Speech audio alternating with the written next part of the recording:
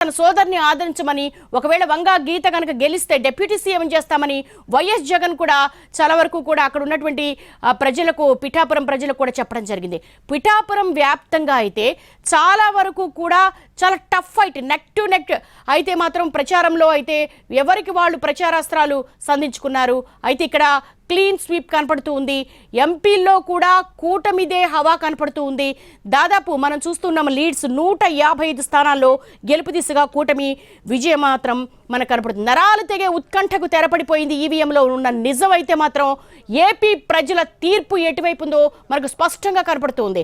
Counting కేంద్రాల నుంచి YCP అభ్యర్థులందరూ కూడా బయటికి వెళ్ళిపోతున్న దృశ్యాలు కనపడుతున్నాయి. ఈసారి ప్రజాస్వామ్య చరిత్రలోనే దేశవ్యాప్తంగా తీసుకుంటే గనక 542 లోక్సభ స్థానాలకు జరిగినటువంటి ఎన్నికల్లో, అలాగే ఆంధ్రప్రదేశ్ 175 అసెంబ్లీ స్థానాలకు, 25 ఎంపీ స్థానాలకు జరిగినటువంటి ఎన్నికల్లో హోరాహోరీ పోరు కనపడింది. ముఖ్యంగా నేషనల్ వైజ్ గనక చూస్తే గనక ఇటు ఎన్డీఏ కూటమి పెద్ద ఎత్తున ప్రచారం చేసింది.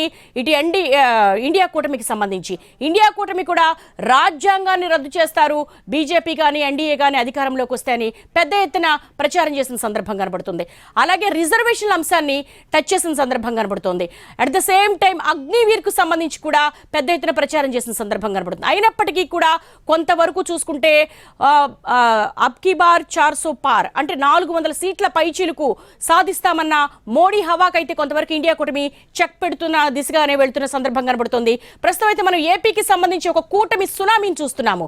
ఎక్కడ చూసినా కూడా రాయలసీమ కావచ్చు, అటు తూర్పుగోదావరి కావచ్చు, కోస్తాంధ్ర కావచ్చు, అలాగే పశ్చిమ గోదావరి జిల్లాలు కావచ్చు, జిల్లాల వ్యాప్తంగా రౌండ్కి కూడా మనకు కూటమి అభ్యర్థుల లీడ్ అయితే మనం చూస్తూ ఉన్నాము. ఏపీలో ఓటమి దిశగా హేమాహేమి లాంటి మంత్రులు, అంటే ఇక్కడ నగరిలో మొదటి నుంచి రోజాకు ఊహించిందే సొంత పార్టీలోనే ఆమెకు అసంతృప్తులు కావచ్చు, లేకపోతే అంతర్గత కుమ్ములాట్లు కావచ్చు, ఆమె ఓటమికి సొంత పార్టీ నేతలే చాలా వరకు కృషి చేసిన సందర్భం ఉంది.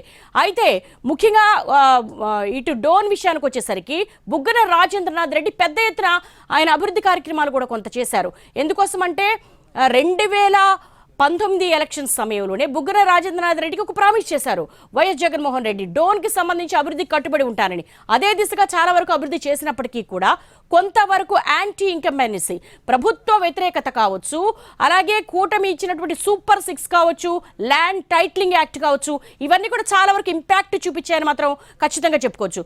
సహజంగానే మిగతా రాష్ట్రాల్లో ఉన్నటువంటి పోలింగ్ కావచ్చు, రాజకీయానికి కావచ్చు, ఏపీ రాజకీయానికి చాలా వ్యత్యాసం ఉంటుంది. ఏపీ రాజకీయాన్ని, కులాన్ని విడదీసి చూడలేనటువంటి సందర్భం కనబడుతోంది. ఎందుకంటే క్యాస్ట్ అండ్ కాంబినేషన్స్ చాలా వరకు ఇంపాక్ట్ చూపించాయని చెప్పుకోవచ్చు. ఇటు కృష్ణ, గుంటూరు జిల్లాల వ్యాప్తంగా చూసుకుంటే కమ్మ వర్సెస్ కాపు, ఇది వరకు బద్దవైరంగా ఉన్నటువంటి ఈ 2 కమ్యూనిటీస్ కూడా ఏకమైపోయిన సందర్భం కనబడుతోంది. అలాగే క్యాపిటల్ కి సంబంధించి కూడా పెద్ద ఎత్తున ప్రచారం నిర్వహించారు. అమరావతిని రాజధానిగా చేస్తామని, అలాగే భూములు కోల్పోయిన వారికి భూములకి సంబంధించి కూడా పెద్ద ఎత్తున అసలు ఏపీ ఏదైతే బైఫర్కేషన్ తర్వాత, విభజన తర్వాత ఏపీకి రాజధాని లేకుండానే అయిపోయిందని చెప్పేసి పెద్ద ఎత్తున ప్రచారం నిర్వహించారు. At the same time YS Jagan కూడా 3 రాజధానుల అంశాన్ని హైలైట్ చేశారు. వైజాగ్ని రాజధానిగా చేస్తామని చెప్పేసి, అలాగే కర్నూలు, అమరావతి, వీటికి సంబంధించి డీసెంట్రలైజేషన్కి సంబంధించి కూడా ఆయన పెద్ద ఎత్తున ప్రచారం నిర్వహించారు.